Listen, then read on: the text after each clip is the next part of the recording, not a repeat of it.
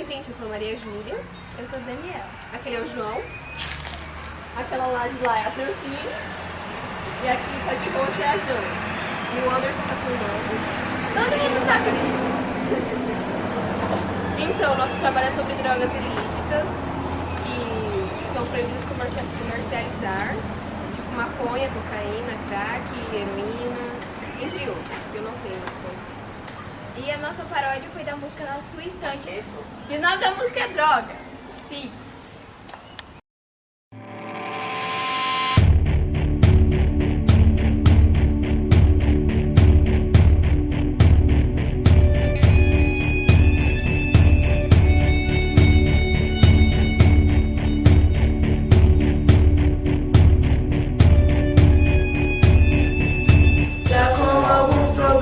De família, seu amigo vem e te chama pra fumar.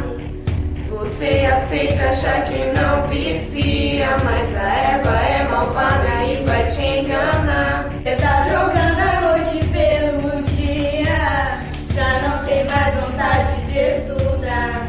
Sair para fumar já tá virando rotina. Nega que é viciado, não quer ninguém pra te ajudar. Você está perdendo o controle, isso vai acabar virando uma tragédia. Não adianta querer se drogar, pensando que vai melhorar. Fique sabendo que depois de um tempo só vai piorar. Você já perdeu muitos amigos e a maconha não te deixa ver a realidade. E quando você não tiver escolha, vai começar a roubar pra sustentar o vício. Seus olhos vermelhos não te deixam mentir, que você está usando droga todos os dias. Você está perdendo o controle, isso vai acabar virando uma tragédia.